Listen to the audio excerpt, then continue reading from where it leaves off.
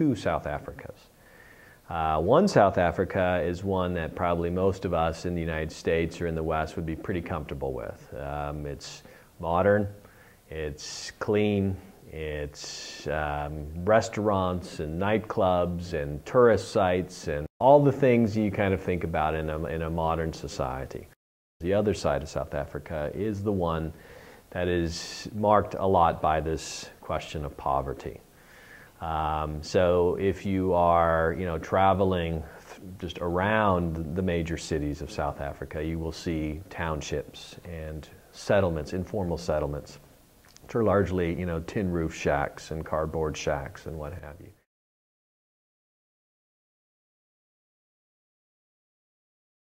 Apartheid was primarily a system that degraded and dehumanized people.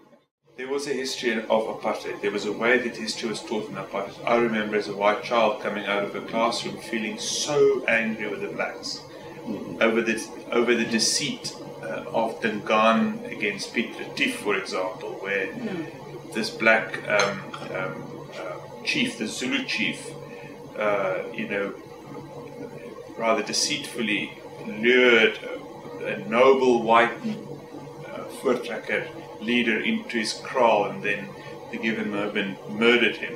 Of course, that's a very one-sided version of what happened there, but it was very good for it was very good for the purpose, which was to make me feel be careful of blacks and be careful of the coming dangers, and these guys can't be trusted and so on and so forth, and make me really angry.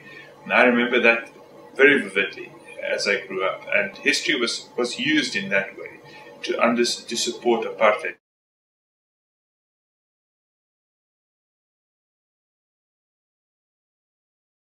Now, what happens when apartheid goes? Well, number one, there's suddenly a need for two opposing movements. The one movement is to say we have to democratize history. There's been his master's voice, which now got to be done away with. It has been done away with, so now everybody's got to participate. It's got to be bottom-up participation. Oral history has to flourish, and so on. At the same time, you have to liberate history and open participation. You also have to create common ground in a new shared framework, to some extent, to bring black and white people together.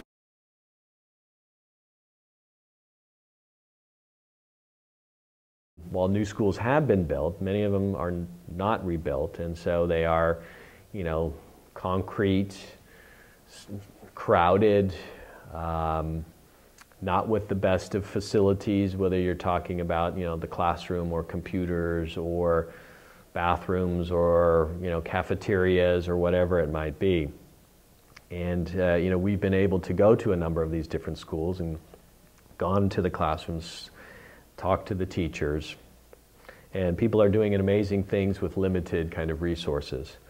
But that legacy of apartheid, while now everybody can get an education and can continue on, hopefully through a college education and move on to a successful career, you're still dealing with, the after effects on an educational system that so kind of retarded the whole educational development of the vast majority of citizens.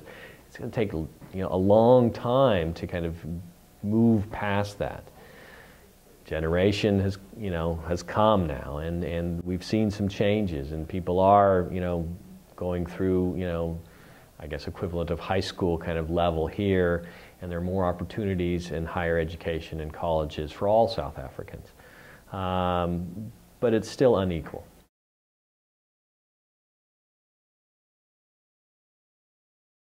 We realized that fundamental to our different perspectives on life and the universe and each other are the way we view the past. Yeah.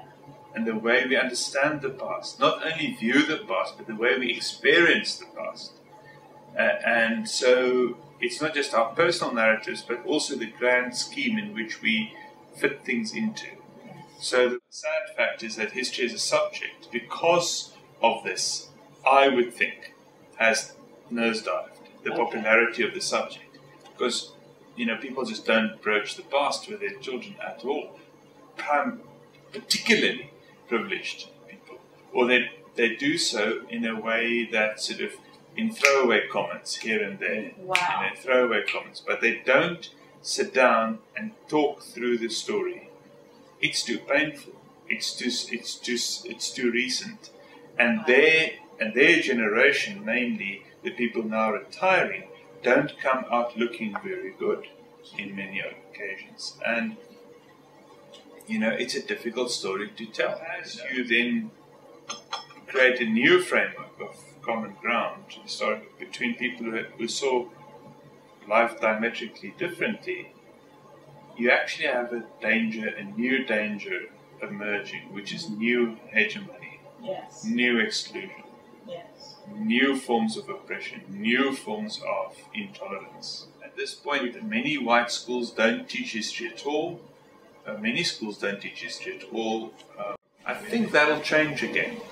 The pendulum swung very far towards open-ended, non-prescriptive kind of curriculum, and it's coming back a little bit now.